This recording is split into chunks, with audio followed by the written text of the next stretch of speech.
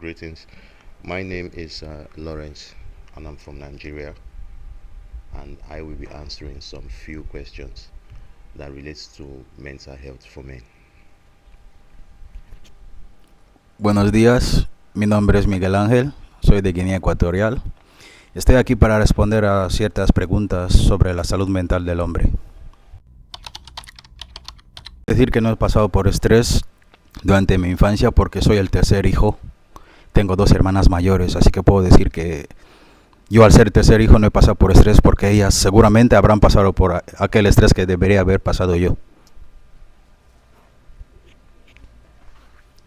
Okay, okay. So I don't know about other nationalities in Africa here, but from where I come from, especially when you're a first child, there is a lot of stress and a lot of responsibilities that falls on you at your early age. So myself, I had that stress a lot because I was responsible for my junior ones, okay, as a first child. So I'm always the one, if something happens that is not even my fault, they put the blame on me. Okay, so constantly doing that to me was something very stressful and I would say annoying. But then you see, as the parents, they be like, "Oh, you are the first child; you are responsible." That was something that was very stressful to me. And also, aside that, my parents usually work. How do I say 9 to 5, right? So they usually come back home very late. So I usually have late nights because I'm supposed to be active, awake to take care of them when they come back from work at a very very long young age before I then started going to boarding school.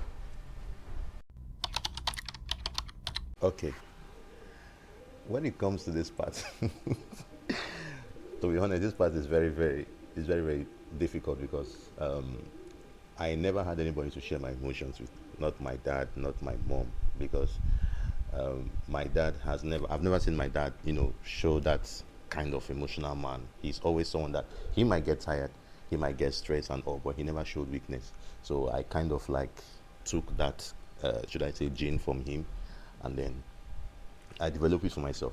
So even if I feel sad or I'm going through something, I just feel like I've never seen my parents sharing or acting sad or weak.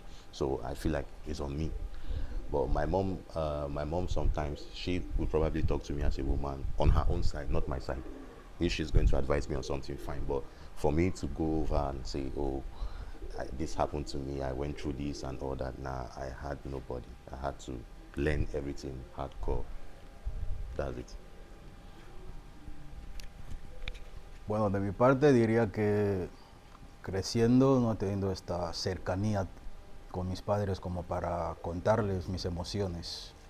Prácticamente tengo que, todo lo que sé hasta ahora, lo tengo que saber a través de conocidos, amigos, pero sí puedo decir que mi madre siempre ha estado ahí para aconsejarme cuando venía creciendo. Y ahora que soy adulto, ahora es cuando ya voy teniendo un poco de cercanía con mi padre para darme consejos conforme cómo debo vivir, cómo actuar como un hombre. Okay, for this part, my own experience was more in the boarding school, right? So I left boarding school at the age of 10. So traveling from one state to another alone. Maybe the first time my dad took me, but after that, I've been going alone at the age of 10. So when it comes to that part, it's more like when the boarding house, dormitory, so if a senior should beat you or a staff should beat you, you cry, you just come to share it among your friends. Most times we laugh about it because it's not anything.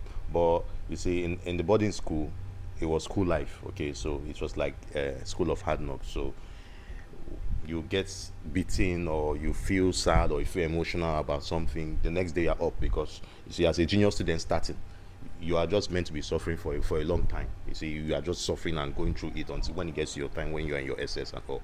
So during those times, I feel like my emotions or whatever I went through, friends were not. I would not say that they were really there, but I just went through everything myself. And maybe with the help of them a little bit, maybe as friends going through it together, then we're able to overcome. But that's just it. Bueno, esta área diría que, bueno, Viendo cómo mis amigos, mis conocidos, mis parientes atravesaban ciertas circunstancias, esto me ha ayudado a saber cómo manejar, sea circunstancias difíciles, momentos alegres, tristes. Puedo decir que esto ha influido mucho en mí, directa o indirectamente. Bueno, diría que en esta parte, bueno, muchas de las cosas que he experimentado durante mi infancia siguen presentes. Puedo decir que he crecido en un hogar donde hay amor, tranquilidad, armonía. Y esto sigue en mí porque soy una persona que sé aconsejar, sé escuchar, sé dar consejos, también recibir críticas. Vale, puedo decir que gracias a todo eso que vi creciendo, lo estoy practicando ahora y puedo decir que me está yendo muy bien hasta donde estoy ahora. Okay, I think it's a blessing for a child to have both parents grooming him or her, grooming them as kids. Because for me, I had my dad and mom.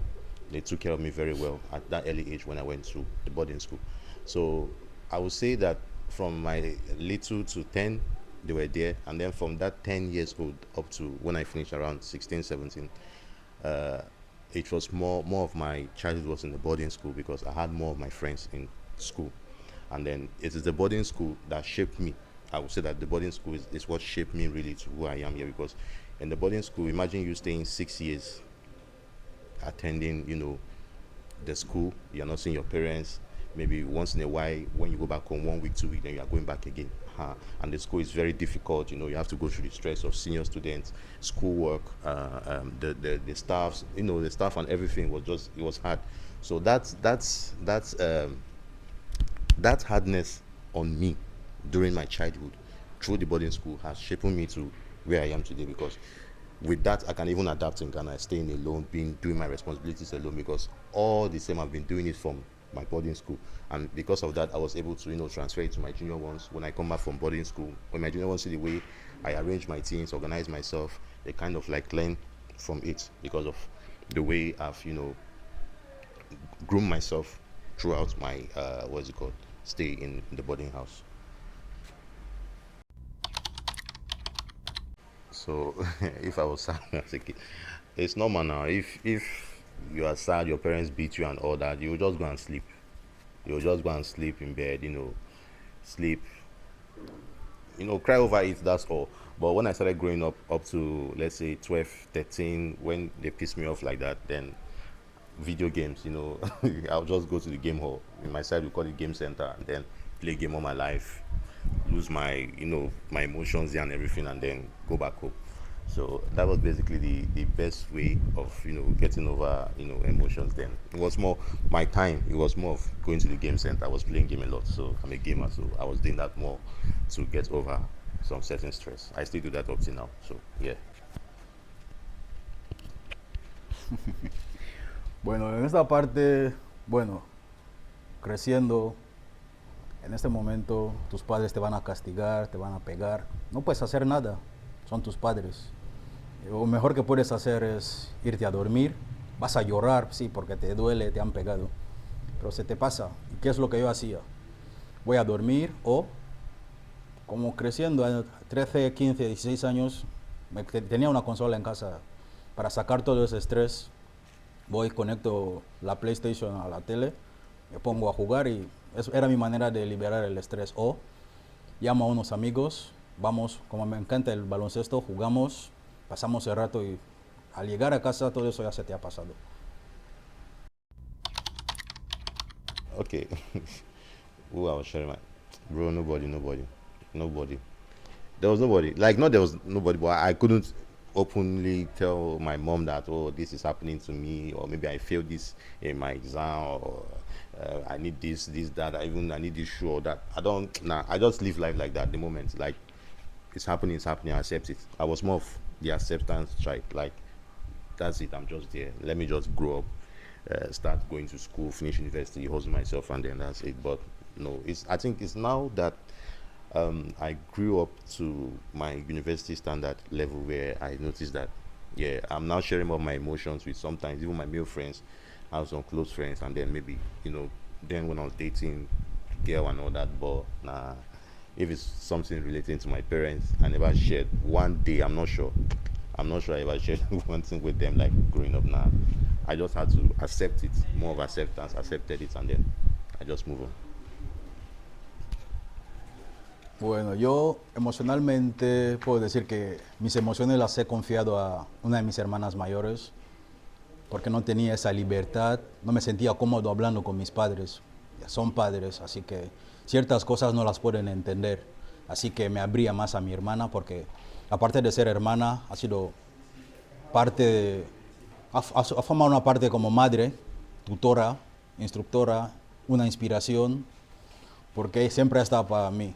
Pero ahora, aparte de las emociones, cuando necesito algo, ahí sí, creciendo como un chaval, sí, te vas a abrir a los padres porque sabes que son los que pueden ayudarte económicamente, pero emocionalmente, mi hermana está ahí para mí siempre, sea en los buenos momentos como en los malos momentos. Así que con ella me he abierto emocionalmente.